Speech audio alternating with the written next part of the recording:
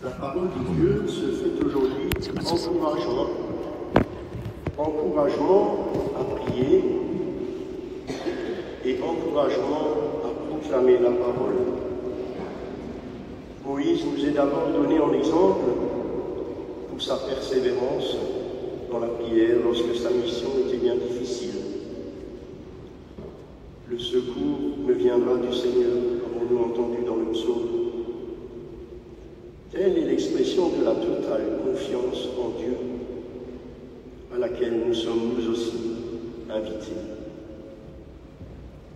Jésus nous assure que Dieu fera justice à ceux qui crient vers lui, avons-nous entendu dans l'Évangile.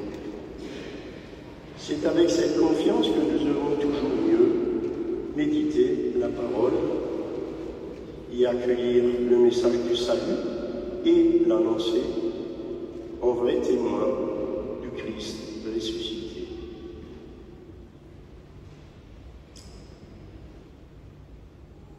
La veuve de l'évangile de Luc, je dois dire, m'impressionne. Sans cesse, elle revient auprès du juge exposer son cas. Elle croit dur comme fer à l'importance et la justesse de son cas. Pour elle, toute cette débauche de moyens et d'énergie pour attirer sur elle l'attention de la seule personne qui, par le poste qu'il occupe, peut l'aider et lui rendre justice dans tous les sens du terme. Je peux même imaginer qu'elle n'accepta pas de rendez-vous lointain, mais qu'avec beaucoup d'opiniâtreté, elle se rendait chez lui à n'importe quel moment de la journée. Et l'on pourrait rapporter cette histoire à aujourd'hui. Une maman racontait un jour comment, pendant toute une semaine, elle s'était installée sur le siège du hall de la chambre des métiers. Tous les jours, elle venait réclamer une place d'apprentissage pour son fils. Excédée de la voir s'installer chaque matin, les employés ont fini par lui donner satisfaction. Pour elle, eh bien, ce n'était que justice. À travers son insistance, cette maman donnait une puissance inégalée à la prière. Ce n'était pas pour elle qu'elle était là. Sa seule préoccupation était l'avenir de son enfant. Alors, imaginons, frères et sœurs, un peu la force de la prière au Seigneur si nous faisions nous aussi le siège de son antichambre chaque matin. Et si nous nous mettions à 2 ou à 3 avec toutes nos prières, si nous nous tournons vers Dieu en ne pensant qu'à son amour, le monde en serait certainement bouleversé. Mais le Fils de l'homme, quand il viendra, trouvera-t-il la foi sur terre? Ainsi ce juge, lui qui ne respectait pas Dieu, qui se moquait des hommes, un beau jour, il se laisse quand même attendrir.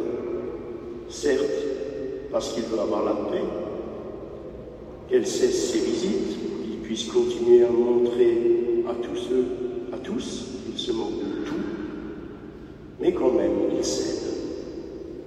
Et cette veuve a fini par atteindre son but, alors qu'il semblait tellement désespéré qu'elle y parvienne. Devons-nous comparer Dieu avec ce juge injuste et hésitant qui se laisse prier et supplier jusqu'à ce qu'il tende enfin l'oreille? Non. Jésus attend de nous un autre regard sur cette histoire.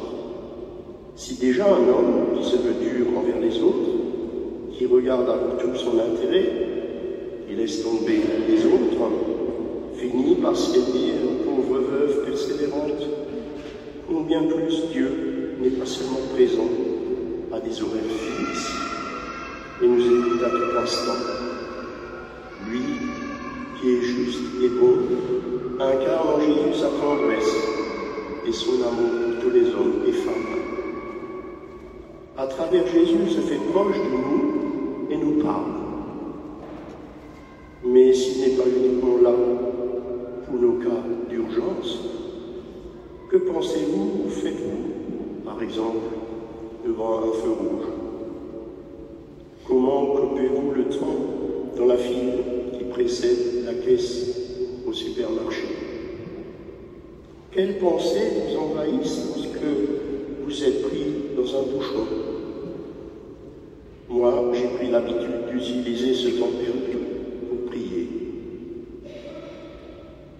Lorsque j'étais aumônier dans un hôpital, au nord de Strasbourg, c'est une trentaine de kilomètres, je le faisais avec le train. Eh bien, ce temps que j'étais dans le train, eh bien, je passais à prier. Selon le moment, une courte prière, un autre Père, une dizaine de chapelets. Il m'arrive aussi, tout simplement, de raconter à Dieu ce qui me réjouit sur l'instant même, ce qui m'attriste, voire me fâche, mes espérances pour le futur proche, ce pourquoi je suis impatient. Je lui parle des hommes et des femmes, de tout ce qui me semble important. Ainsi, ces temps morts deviennent des temps de vie intenses, des moments, on pourrait dire, vivifiants. Dieu écoute celui qui s'adresse à lui, celui qui crie vers lui. Il est présent.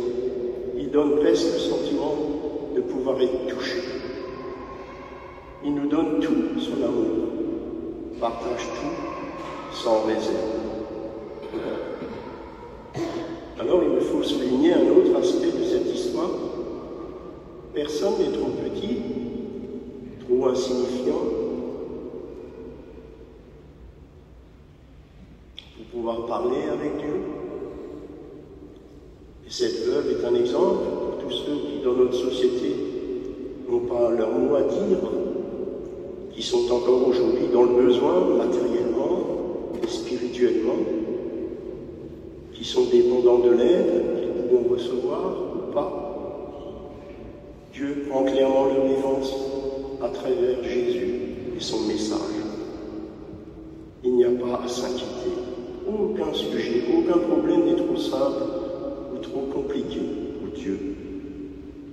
Même si nous avons parfois l'impression d'être oubliés, nous pouvons et devons lui parler, lui soumettre nos joies, nos peines, nos soucis. C'est à une profonde foi et confiance en Dieu que nous invite Jésus à toujours, à tout moment et en tout lieu, chercher à rencontrer Dieu, même si la réponse n'est pas toujours immédiate, même si comme Jésus, il nous arrive de vouloir crier « Mon Dieu, pourquoi m'as-tu abandonné ?» Cet abandon n'est qu'une illusion. Si nous le désirons, si nous l'accueillons, Dieu est présent à tout moment de notre vie. Si nous avons foi en lui, nous aussi nous ressusciterons.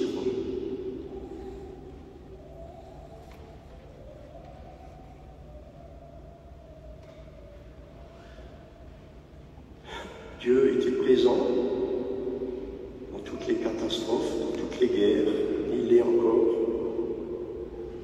Dieu n'est pas présent pour intervenir, pour empêcher. Ce serait contraire à la liberté qu'il nous a offerte, même si nous ne comprenons pas toujours que cette liberté est totale, qu'elle nous laisse décider si nous voulons faire le bien ou le mal. Dieu est présent et souffre avec nous de toutes ses atrocités. De même qu'il est présent et souffre avec nous lorsqu'un être cher est malade ou meurt, il ne se réjouit pas de rappeler auprès de lui un tel ou un tel, comme nous pouvons le lire encore trop souvent. Il est là et ne demande qu'à nous aider de tout son cœur. Notre foi doit simplement nous faire comprendre que sa présence, sa réponse à nos prières n'est pas toujours telle que nous l'imaginons, avec nos critères trop humains, on va dire.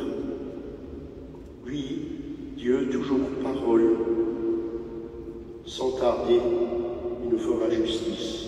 Mais nous, sommes-nous fidèles? Tenons-nous cette parole? quelle est notre réponse à la question de Jésus? Le Fils de l'homme, quand il reviendra, trouvera-t-il la foi sur terre? Amen.